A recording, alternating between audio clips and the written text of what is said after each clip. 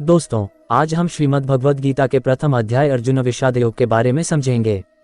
इस अध्याय की सबसे पहले धृतराष्ट्र से शुरुआत होती है और वे अपने सवाल संजय से पूछते हैं कि युद्ध में क्या हो रहा है, उनका पुत्र दुर्योधन और उनकी सेना क्या कर रही है और इसी के साथ पांडु पुत्रों की सेना क्या कर रही है।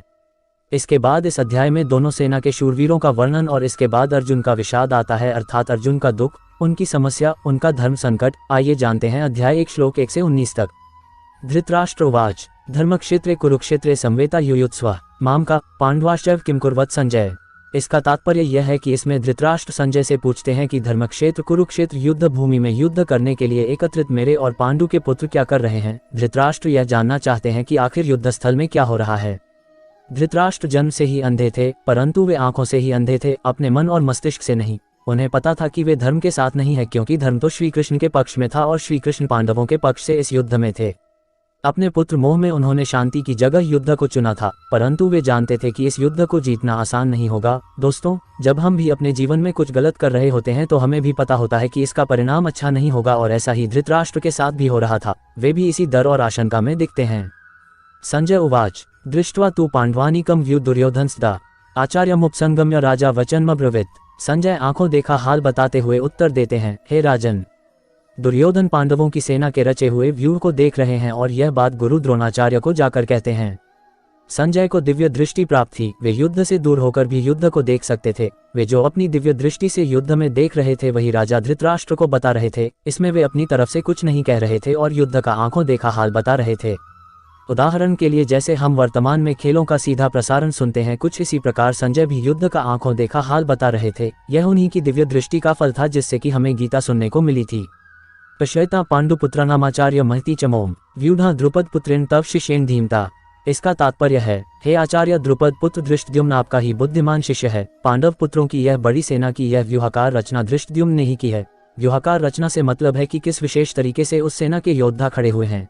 एक ऐसा व्यूह जिसे भेद कर उस सेना में घुसना असंभव हो, और यदि कोई उसमें घुसने में सफल भी हो जाए तो कभी बाहर ना आ सके।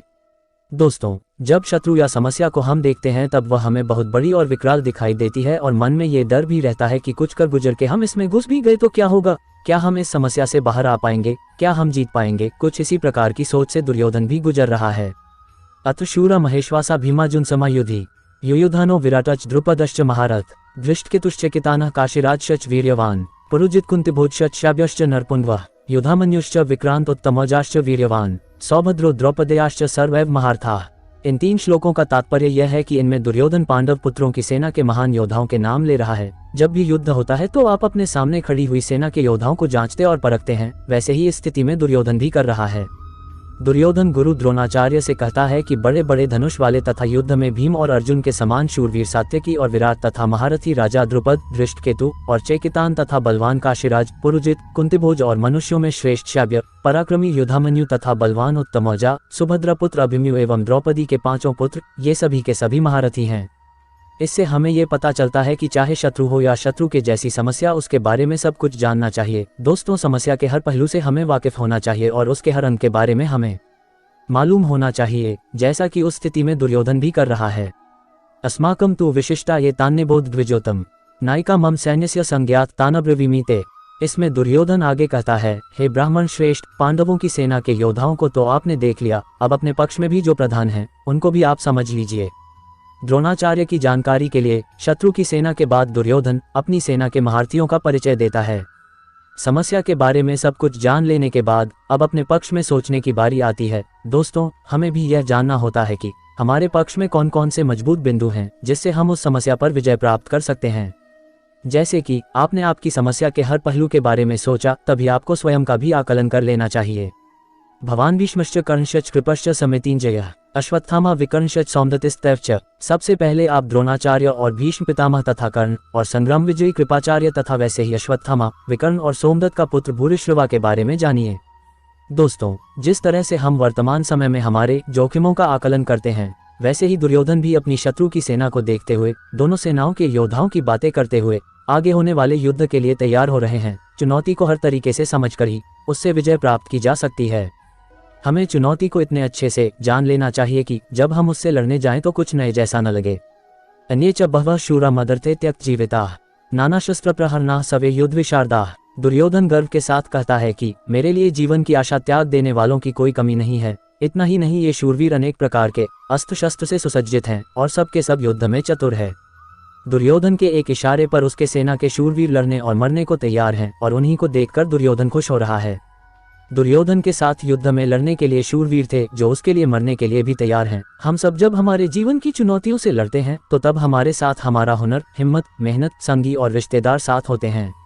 अपर्याप्तम तदस्माकं बलम भीष्माभिरक्षितम पर्याप्तम त्विद्मे तेषां बलम भीमाभिरक्षितम। दुर्योधन आगे कहता है, भीष्म पितामह द्वारा रक्षित उनकी सेना सब प्रकार से अजय है और वहीं शत्रु की सेना भीम द्वारा रक्षित है। दुर्योधन कहना चाहते हैं कि भीम की सेना को वो आसानी से जीत सकते हैं और यहाँ पर दुर्योधन अपना घमंड दिखा रहा है जो हमें बिल्कुल भी नहीं करना चाहिए, क्योंकि अगर दुर्योधन जानता कि वो दूसरी सेना को हरा देगा तो वह युद्ध ही क्यों करता। युद्ध को जीतने के लिए दूसरों को हराना पड़ता है और यदि चुनौती एवं समस्या को देखकर हमें लगता है कि हम जीत जाएंगे तो उससे विश्वास या आत्मविश्वास तो हो सकता है, लेकिन घमंड नहीं, क्योंकि अगर घमंड हुआ तो वह हमारे हारने की शुरुआत है। अयनेषु च सर्वेषु यथाभागम स्थिताः भीष्मेवाभिरक्षन्तु भवन्तः सर्वे भी।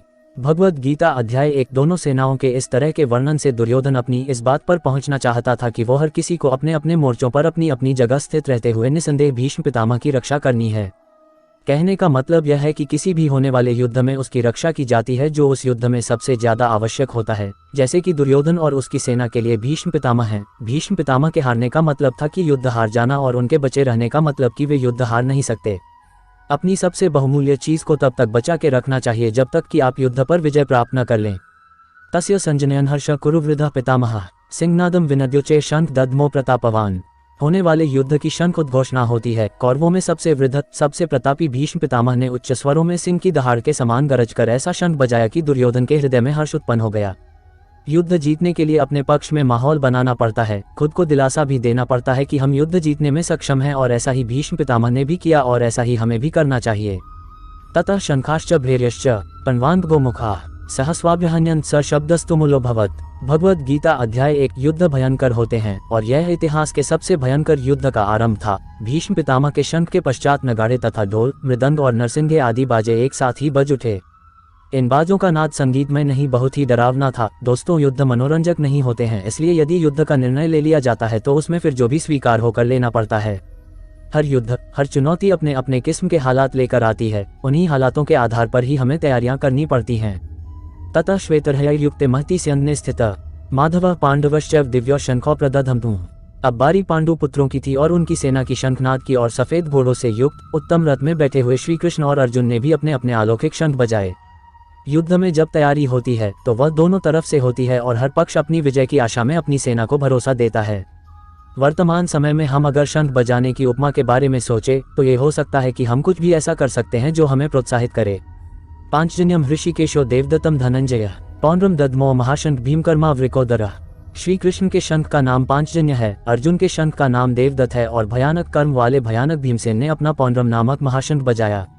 अपने जीवन में इसी तरह से हम भी अपनी चुनौतियों में आगे बढ़ने के लिए अपनी प्रेरणा चुन सकते हैं। कुछ लोगों के लिए संगीत ऐसा कार्य करता है, कुछ के लिए भगवान को याद करना और कुछ के लिए माता पिता का आशीर्वाद उनकी प्रेरणा हो सकता है। हमें अपने अपने शंख स्वयं चुन सकते हैं। अनंत विजय राजा कुंती पुत्रो युधिष्ठिर नकुला सहदेवश्च सुघोषमणि पुष्पको। भगवद गीता अध्याय 1। पांडवों में सबसे बड़े भाई कुंती पुत्र राजा युधिष्ठिर ने अनंत विजय नाम का और नकुल तथा सहदेव ने सुघोष एवं मणिपुष्पक नामक शंख बजाए।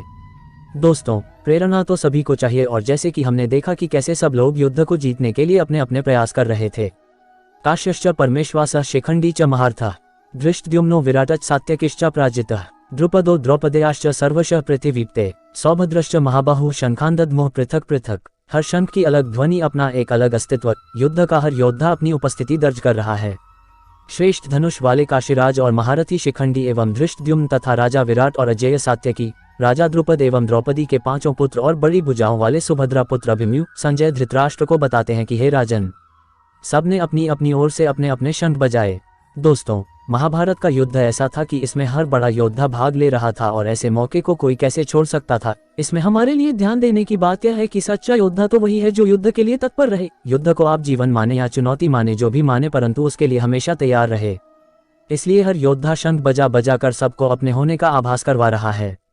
सघोषो धार्तराष्ट्राणा हृदयानि व्यदारयत् नभच पृथिवी चैव तुमुलो व्यनुनादयन्। युद्ध से पहले जैसे आप शत्रु को अपनी शक्ति दिखाकर डराने का प्रयास करते हैं, वैसे भी यहाँ भी हो रहा है। संजय कहते हैं कि इस भयानक शब्द ने आकाश और पृथ्वी को भी गूंजाते हुए धृतराष्ट्र के अर्थात आपके पक्ष वालों के हृदय विदीर्ण कर दिए।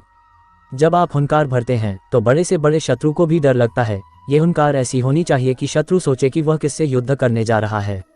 आप कभी भी किसी से मिलने के लिए जाएं तो आपकी प्रतिभा ऐसी होनी चाहिए कि सामने वाला आपके कौशल से प्रभावित हो जाए।